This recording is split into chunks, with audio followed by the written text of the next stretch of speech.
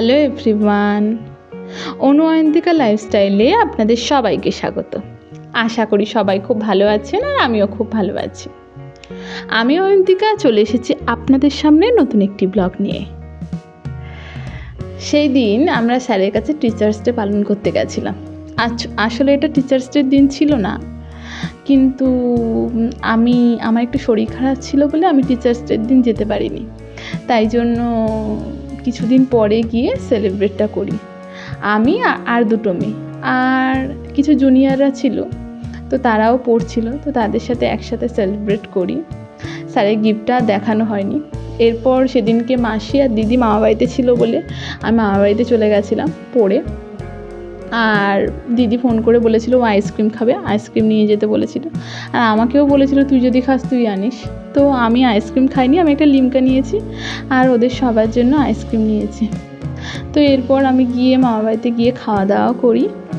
তারপরে সন্ধে হয়ে যায়, কারণ আমার যেতে যেতেই 5টা বেজে গেছিলো। তো তারপরে সন্ধে হয়ে যায় আর আমি এখানে খাটে বসেছিলাম।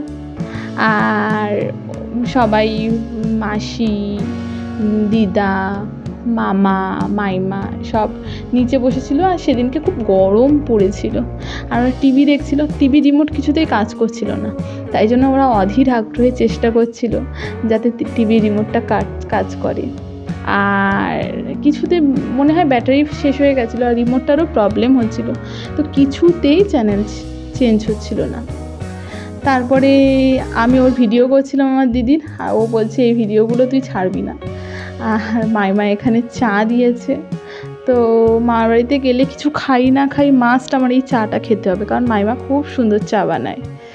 আর আমার কিছু হোক না হোক মাইমার কাছে এই আবদারটা থাকে যে চা খেতেই হবে।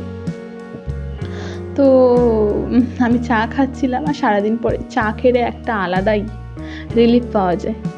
তো আমি এখানে আমার নিজেরই ভিডিও করছিলাম আর আমার দিদি বলছে কি যে আমি নাকি অন্যদের ভিডিও করছি। তো এই নিয়ে আমি ওর সাথে একটু ঝগড়া করছিলাম। আর অন্য দিক দিয়ে আমার দিদা শুনছিল যে কি বলছি, দিদা তো বুঝতেই পারছে না। দিদা বলছে যে কই দেখি মা কি করছিস তুই। তা দিদাকে দেখাচ্ছি যে ভিডিও করছি। তো দিদা বলছে আমার কাছে দে, আমি দেখি কেমন লাগে। তো যাই হোক, এইভাবে হাসাহাসি করেই সময়টা কেটে গেছিল। ভিডিওটা ভালো লাগলে সবাই লাইক করে দেবেন, সবাই পাশে থাকবেন, সবাই ভালো থাকবেন।